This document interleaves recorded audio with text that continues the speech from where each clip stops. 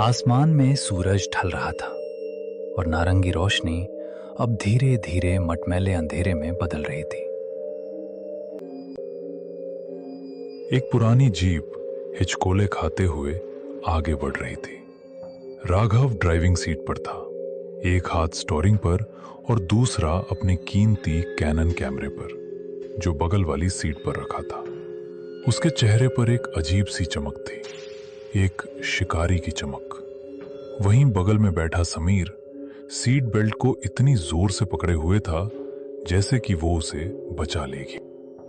समीर, यार ये चेहरा सीधा कर। तू ऐसे बैठा है जैसे हम फांसी के फंदे की तरफ जा रहे हैं, जबकि हम सिर्फ एक मास्टरपीस शूट करने जा रहे हैं। मास्टरपीस? भाई, इसे लोग मौत का कुआं कहते हैं। तूने सुना नहीं गांव वालों ने क्या कहा? सूर्यास्त के बाद उस हवेली की ईंटें भी सांस लेने लगती हैं। ईंटें सांस लेती हैं? वाह, यही तो मुझे कैप्चर करना है।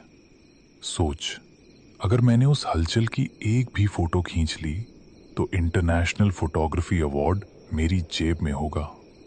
और तू तू बस डरता रहे। डर की बात नहीं है राघव, ये समझदारी है। हम बचपन से दोस्त हैं और तेरी इसी निडरता ने मुझे न जाने कितनी बार मुसीबत में डाला है। याद है वो स्कूल का पुराना स्टोर रूम? 3 दिन तक सस्पेंड हुए थे हम। और ये भी याद कर कि उस स्टोर रूम में हमें वो पुरानी फुटबॉल मिली थी जिससे हमने पूरा साल खेला। देख समीर, तू हमेशा से फट्टू रहा है, पर तू मेरा लकी चार्म भी है। तेरे बिना मेरी एडवेंचर ट्रिप अधूरी रहती है। दोनों की दोस्ती स्कूल के दिनों से थी। राघव हमेशा से साहसी था, जिसे खतरों से खेलने में मजा आता था, जबकि समीर एक सीधा साधा लड़का था जो किताबों और सुकून वाली जिंदगी को पसंद करता था। इस सफर पर आने की वजह भी राघव की जिद ही थी। राघव को एक नामी मैगजीन के लिए भारत की सबसे डरावनी जगह विषय पर फोटो सीरीज तैयार करनी थी। उसने समीर को यह कहकर मनाया था कि शहर की भीड़भाड़ से दूर एक छोटा सा रोड ट्रिप हो जाएगा। लेकिन समीर को क्या पता था कि राघव उसे शहर की सबसे बदनाम और शापित हवेली के गेट पर ले आएगा।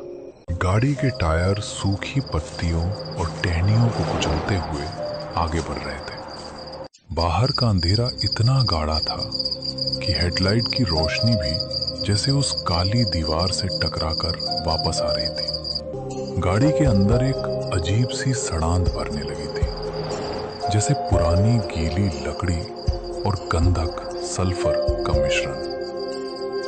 राघव स्टीयरिंग थामे हुए था, लेकिन उसके माथे पर पसीने की बूंदें चमक रही थीं।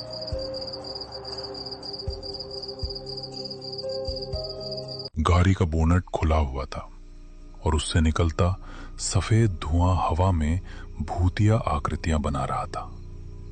राघव बाहर खड़ा था, लेकिन उसे ऐसा महसूस हो रहा था जैसे हवा का तापमान अचानक कई डिग्री गिर गया हो।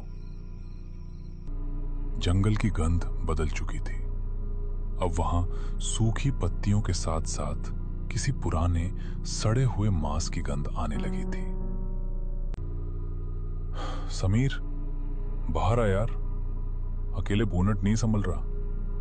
टॉर्च पकड़, मुझे वायर चेक करने हैं। भाई, मैं अंदर से टॉर्च दिखा रहा हूं ना। बाहर बहुत अजीब लग रहा है। अबे फट्टू, बाहर आएगा तो ही तो कुछ दिखेगा। जल्दी आ। समीर कांपते हुए पैर बाहर रखता है। जैसे ही उसके जूते जमीन पर पड़े, उसे लगा जैसे जमीन के नीचे से कोई हलचल हुई हो। उसने अपनी टॉर्च चारों तरफ घुमाई। राघव, वो देख, झाड़ियों के पीछे 2 पीली आंखें, वो हमें घूर रही हैं। कहां? कुछ नहीं है वहां, जंगली बिल्ली होगी या कोई सियार। तू बस इंजन पर रोशनी रख। अरे यार, इस नई टॉर्च को क्या हुआ? बैटरी अभी बदली थी, लगता है वोल्टेज का कुछ इशू है। राघव, टॉर्च खराब नहीं है, कुछ और है। देख, उस बरगद के पेड़ के पास वो साया, वो इंसान जितना लंबा है, लेकिन उसके हाथ जमीन तक लटक रहे हैं। तू पागल हो जाएगा समीर, वो पेड़ की परछाई है। राघव ने जैसे ही उस तरफ टॉर्च मारी, रोशनी वहां पहुंच